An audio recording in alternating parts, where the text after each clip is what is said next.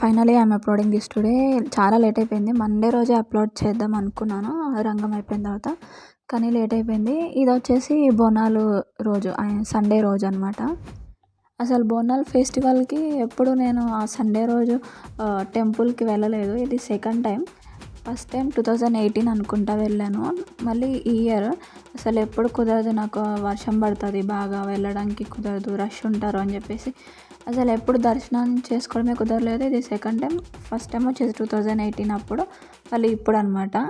రంగం దాని next day జరిగే రంగానికి అయితే కంపల్సరీ అందరం వెళ్తాము.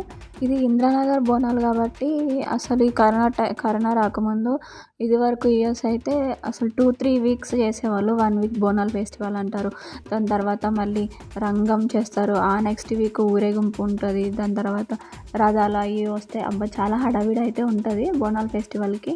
బతుకమ్మ ఫెస్టివల్ కూడా అంతే, కాకపోతే బోనాలు ఇంకా కొంచెం స్పెషల్ అనమాట ఇక్కడ నా వరకు తెలిసినంత వరకు అయితే. బోనాలు తీసుకెళ్ళే వాళ్ళు బోనాలు తీసుకెళ్తారు, మొక్కులు ఉన్న వాళ్ళు అట్లా బలి ఇస్తారనమాట, కోళ్ళు మేకలు అన్నీ. మేమైతే బోనాలు అవేమి ఇవ్వం కాబట్టి జస్ట్ దర్శనం చేసుకొని వచ్చేసాము ఆ రోజు. బోనాలు ఫెస్టివల్ అనే కాదు, చిన్నప్పుడు స్కూల్ టైమ్స్లో కూడా 4th క్లాస్ నుంచి 10th క్లాస్ వరకు ఆ గుడి మీద నుంచే వెళ్ళే వాళ్ళము, గుడి ముందు నుంచే వచ్చేవాళ్ళం. అట్లా దర్శనం కూడా అప్పుడప్పుడు చేసుకునేదాన్ని స్కూల్ టైమ్స్లో కూడా. అందుకే ఈ టెంపుల్ అనేది కొంచెం నాకు సెంటిమెంట్, ఇంకా కొంచెం స్పెషల్.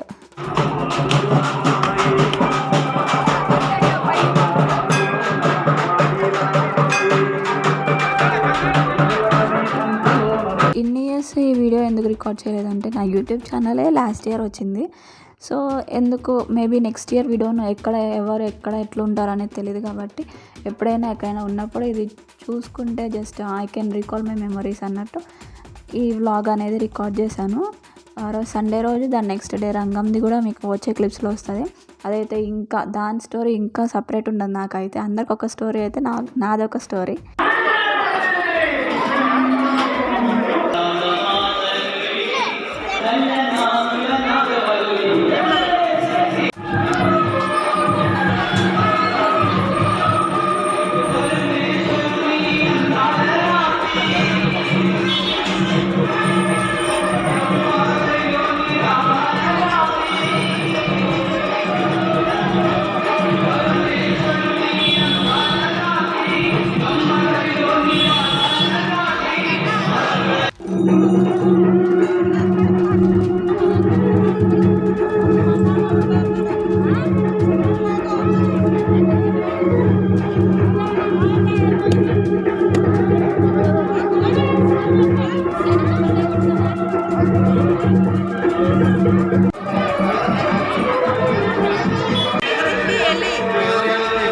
ఈ టెంపుల్ చిన్న టెంపుల్ అయినా ఎవ్రీ ఇయర్ ఫెస్టివల్ అయితే చాలా గ్రాండ్గా చేస్తారు అక్కడ ఇంద్రానగర్ వాళ్ళ మేనేజ్మెంట్ అంతా.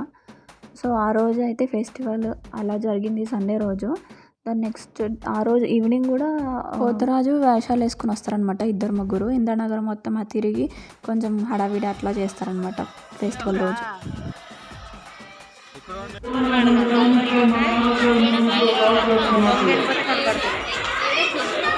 Hi subscribe friends. మేము మీకు పోతురాజుని చూపించబోతున్నాం. పోతరాజు కాదు, అమ్మవారు వస్తారు ఫస్ట్.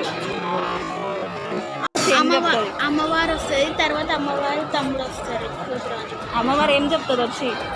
సోది చెప్తుంది. సోది కాదు, భవిష్యవాణి.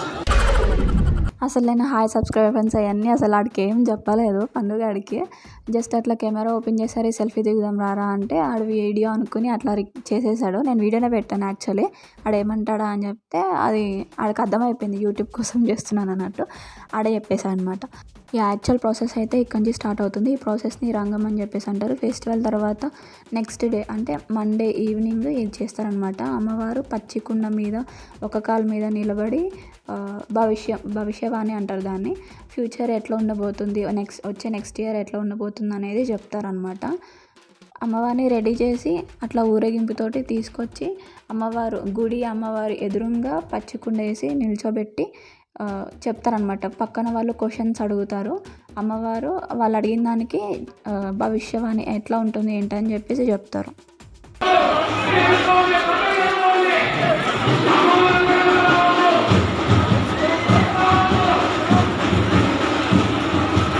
నాకు చిన్నప్పుడు ఈ ప్రాసెస్ అంత తెలిసేది కాదు. ఫోర్త్ రోజు అనేదే ఎక్కువ హైలైట్ అయింది నా చైల్డ్‌హుడ్ 4థ్, 5థ్, 6థ్ క్లాస్‌లలో.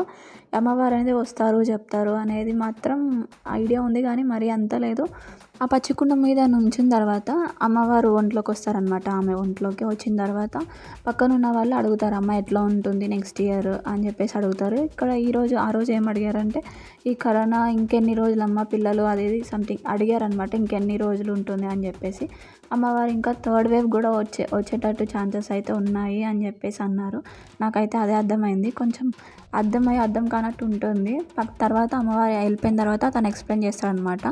ఆ డప్పుల సౌండ్లో నాకు అదొక్కటే క్లారిటీగా అర్థమైంది. ఇక్కడ అమ్మవారు లోపలికి వెళ్తారు. ఆ లోపలికి వెళ్ళే లోపు ఇక్కడ పోతరాజుని తీసుకురావడానికి పైకి వెళ్తారనమాట.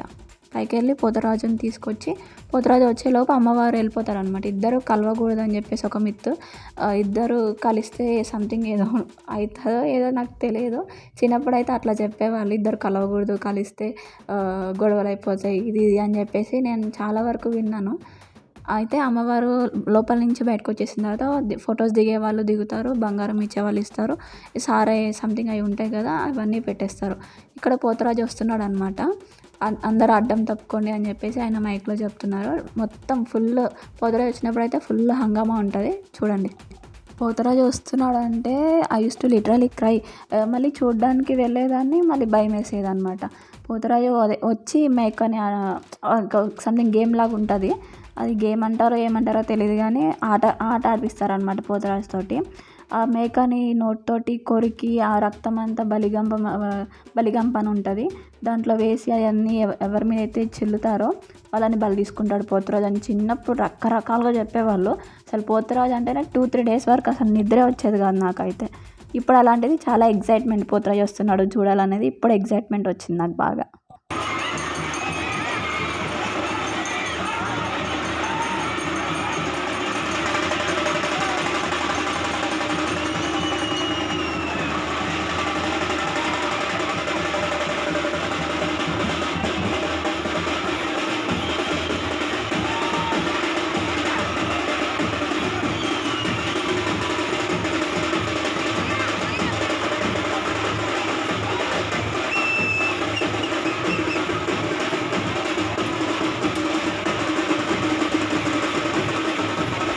ఆయన వచ్చేటప్పుడు రెడ్ క్లాత్ కప్పేసి తీసుకొస్తారు. ఎందుకంటే కొంచెం ఫేస్ భయంకరంగా ఉంటుంది కాబట్టి. గుడికి వచ్చే ముందు అది క్లాత్ తీసేసిన వెంటనే ఆయన అట్లా ఆడతాడనమాట. కొంతసేపు ఆడించిన తర్వాత ప్రదక్షిణాలు చేస్తాడు. 3 సార్లు ప్రదక్షిణాలు చేస్తాడు గుడి చుట్టూతో. మేకని ఒక ఆయన ముందు పరిగెత్తుకుంటూ తీసుకెళ్తాడు. ఆ మేక వెనకాల పోతరాజు పరిగెత్తుకుంటూ వెళ్తాడనమాట. అది ఒక ఆటలాగా సంథింగ్. మొత్తం పట్టుకున్న తర్వాత మేకని పట్టేసుకుంటాడు లాస్ట్కి. పట్టుకున్న తర్వాత ఆయన నోటితోటి కొరకడమో చేతితోటి తీయడమో ఏదో చేస్తారు. అదైతే నేను ఇప్పటివరకు దగ్గరగా చూడలేదు. అది ఆ వచ్చిన రక్తంతోటి గంప అనేది ఉంటుంది, బలి గంప అంటారు దాన్ని. దాంట్లో అన్నం ఉంటుంది. ఆ అన్నంలో ఈ మేక బ్లడ్ అనేది మిక్స్ చేసి అది ఇంద్రనగర్ మొత్తం చల్లుకుంటూ వెళ్తాడనమాట. అది నేను లాస్ట్లో తీయలేకపోయాను, నా ఫోన్ స్పేస్ ఫుల్ అయిపోయింది, అసలు తీయలేకపోయాను. అందుకే ముందే చెప్పేస్తున్నాను. సో ఇదనమాట గేమ్. అది మేకని చుడుతూ ఉంటారు, ఆయన దాని వెనకాల వెళ్తూ ఉంటాడు. దాని తర్వాత ప్రాసెస్ అయితే అది. ఈ వీడియో రికార్డ్ చేయడానికి మెయిన్ రీజన్ ఇదొక నాకు మెమొరీగా ఉండాలని చెప్పేసి రికార్డ్ చేశాను. ఏమైనా మిస్టేక్స్ ఏమైనా ఉంటే ఐఎమ్ సారీ. నాకు తెలిసిన వరకే నేను ఎక్స్ప్లెయిన్ చేశాను. నా చిన్నప్పుడు ఎట్లా చూశాను, ఎట్లా విన్నాను అనేదే నేను ఎక్స్ప్లెయిన్ చేశాను. ఏమైనా మిస్టేక్స్ ఉంటే I'm really very sorry. Video కనుక మీకు నచ్చినట్లయితే ప్లీజ్ లైక్ చేయండి, షేర్ చేయండి, సబ్స్క్రైబ్ చేయండి and don't forget to hit the bell icon. Thank you for watching.